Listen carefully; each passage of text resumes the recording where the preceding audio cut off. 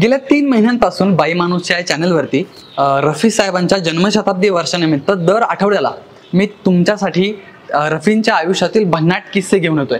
आणि मी खरं सांगतोय की यासाठी दास्ताए रफी या मालिकेसाठी मी रफी साहेबांच्या आयुष्यात जितकं संशोधन करतोय तितकं मी या माणसाच्या प्रेमात पडतोय।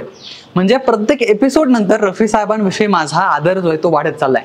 2024 हे रफी साहेबांचं जन्मशताब्दी वर्ष आहे आणि त्यानिमित्तानं बाई माणूसच्या प्रेक्षकांसाठी आपण दास्ताए रफी ही व्हिडिओ मालिका घेऊन आलोय।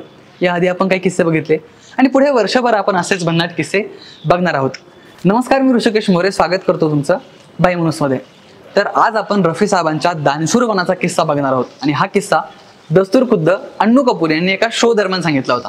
तर त्याचं झालं असं की अमाप यश, प्रसिद्धी आणि अफाट संपत्ती मिळाल्यानंतर रफी साहेबांनी अमेरिकेवरून एक इम्पोर्टेड कार खरेदी केली। पण त्यांनी जी नवीन कार खरेदी केली त्याच्यासोबत एक अडचण होती। रफी साहेबांचा जो ड्रायव्हर होता त्याला काही उजव्या साईडची ती गाडी चालवता येत नव्हती आणि त्यामुळे सगळा प्रॉब्लेम झाला। मग रफी साहेबांनी यामुळे तो जो ड्रायव्हर होता त्याचं नाव सुलतान असं होतं, त्या ड्रायव्हरला नोकरीवरून काढून टाकलं। आता रफी साहेबांना नवीन ड्रायव्हर तर मिळाला, पण आधी जो सुलतान होता त्याचं नुकसान होऊ नये म्हणून खुद्द रफी साहेबांनी 70,000ची कार विकत घेतली आणि त्याला दिली आणि त्याला सांगितलं की तू तुझा व्यवसाय सुरू कर। रफी साहेबांनी कार दिल्यानंतर आता सुलतानकडे तब्बल 12 टॅक्सी आहेत। हा झाला एक किस्सा।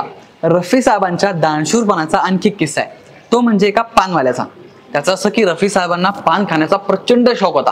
म्हणजे जेव्हा केव्हा रफी साहेब स्टुडिओमध्ये जायचे त्या स्टुडिओच्या बाहेर रफी साहेबांना मुनिरुद्दीन नावाचा व्यक्ती पान खाऊ घालायचा। एक दिवस रफी साहेब त्या मुनिरुद्दीनकडे गेले आणि त्याला म्हणाले की अरे यार मुनिरुद्दीन, तुझ्या हाताला ना एकदम भारी चव आहे, तू एक काम कर, तू ना पानाचा ठेला लाव। रफी साहेबांनी त्या मुनिरुद्दीनला काही पैसे देऊ केले आणि मग तो मुनिरुद्दीन मुंबईवरून थेट कोलकात्याला त्याच्या गावी गेला आणि तिथे त्यानं पानाचा ठेला लावला। काही वर्षांनी रफी साहेबांचा एक कार्यक्रम कोलकात्यामध्ये होता आणि मग रफी साहेब कोलकात्याला गेले। कोलकात्याला गेल्यानंतर रफी साहेबांना रस्त्यावर फिरत असताना मुनिरुद्दीनचा ठेला दिसला आणि त्याला अचानक बघून रफी साहेब प्रचंड खुश झाले आणि त्याला म्हणाले की यार मुनिरुद्दीन, गला बहुत खराब है आज, एक मीठा पान लगाओ कि आवाज की तबीयत ठीक हो जाए। आणि मग मुनिरुद्दीन यांनी रफी साहेबांच्या आवडीचं पान रफी साहेबांना खाऊ घातलं।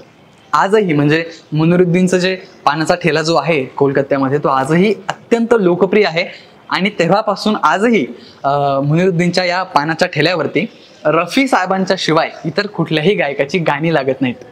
रफी साहेबांचे हे 2 किस्से तुम्हाला कसे वाटले ते आम्हाला कमेंट करून नक्की कळवा।